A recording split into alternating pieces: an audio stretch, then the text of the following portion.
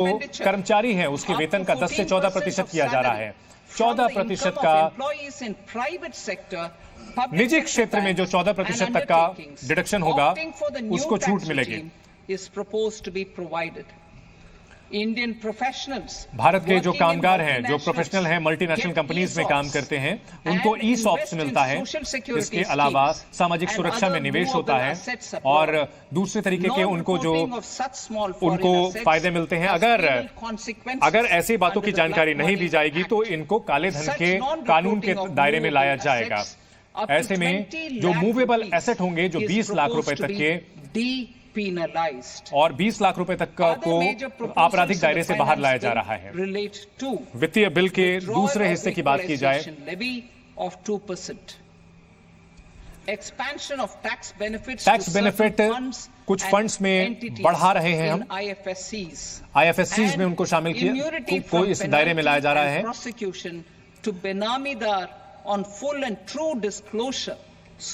तो बेनामीदार पूरी तरह से अगर अपनी जानकारी देता है तो बेनामी ट्रांजैक्शन प्रोहिबिशन एक्ट के तहत उसको छूट मिलेगी।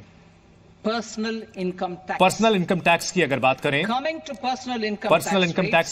करें, तो हमारे पास दो बड़ी घोषणाएं हैं, दो ऐलान हैं जो नई टैक्स रिजीम की ओर बढ़ते हैं। तो पहला, स्टैंडर्ड डिडक्शन जो है सैलरीड एम्प्लॉइज के लिए उसको बढ़ाया जा रहा है। वो 50,000 है अभी, उसे बढ़ाकर 75,000 किया जा रहा है। जो नए टैक्स रिजीम में जाएंगे, स्टैंडर्ड डिडक्शन 50,000 से बढ़ाकर 75,000 किया जाएगा। ठीक इसी तरह फैमिली पेंशन पर जो डिडक्शन होगी जो पेंशनर्स के लिए, उसको भी बढ़ाया जा रहा है। उसको 15,000 से बढ़ाकर के 25,000 करने का प्रस्ताव है हमारी तरफ से। और इससे लगभग 4 करोड़ सैलरीड लोगों को, वेतनभोगी लोगों को फायदा पहुंचेगा और जो पेंशनर हैं उनको फायदा पहुंचेगा। 4 करोड़ लोगों को इसका फायदा पहुंचेगा। दूसरा, नई टैक्स रिजीम में टैक्स रेट स्ट्रक्चर जो है उसमें हम बदलाव कर रहे हैं। 0 से 3 लाख रुपए तक कोई टैक्स नहीं लगेगा।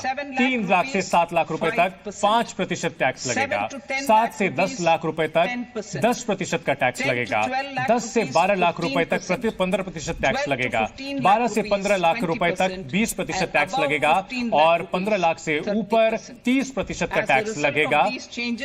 इन बदलावों की वजह से जो वेतनभोगी कर्मचारी हैं, नए टैक्स रिजीम में जो लोग हैं, उनको लगभग 17,500 रुपए इनकम टैक्स में बचत होगी।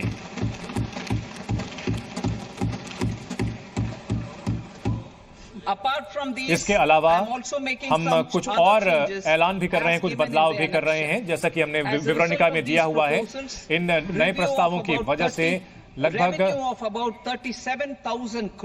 37,000 करोड़ प्राप्ति होगी।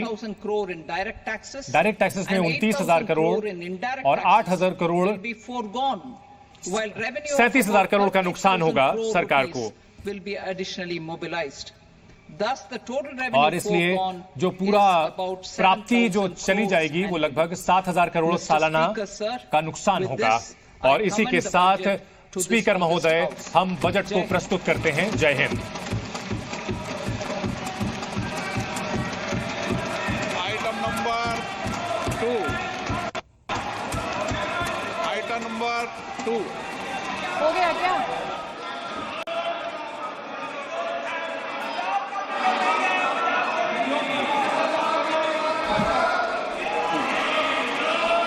Sir, with your permission, I rise to lay on the table the following statements under Section 3 of the Fiscal Responsibility and Budget Management FRBM Act 2003. Medium-term fiscal policy cum fiscal policy strategy statement and macroeconomic framework statement. Item number 3. Sir, with your permission, I rise to move आपकी मदद से, आपकी अनुमति से हम यहाँ पर प्रस्तुत करना चाहते हैं फाइनेंस नंबर 2 बिल 2024 आपके सामने प्रस्तुत करना चाहते हैं। विधेयक को पूरा स्थापित करने की अनुमति प्रदान की जाए। जो सदस्य इसके पक्ष में हाँ कहें, जो सदस्य विरोध में ना कहें। मेरे विचार में निर्णय हाँ वालों के पक्ष हुआ। अनुमति प्रदान की जाती है। माननीय मंत्री जी, अब विधेयक पूरा स्थापित करें। Sir, I introduce the bill. महोदय, हम इस बिल को पेश करते हैं। Item number 4, The Union Territory of Jammu and Kashmir budget. Jammu Kashmir Sir, I rise to केंद्र present a शासित statement, प्रदेश, Hindi and English versions Hindi और English of the estimated version हम यहाँ receipts प्रस्तुत and करना चाहते expenditure हैं। of the Union उनका Territory of Jammu Kashmir जो for the year Jammu Kashmir 24-25. 2024-25 के लिए सभा की कार्रवाई उनकी प्राप्ति और कल व्यय का बुधवार खर्च दिनांक प्रस्तुत 24 करते हैं। जुलाई 2024 को प्राप्त 11 बजे तक के लिए स्थगित की जाती है।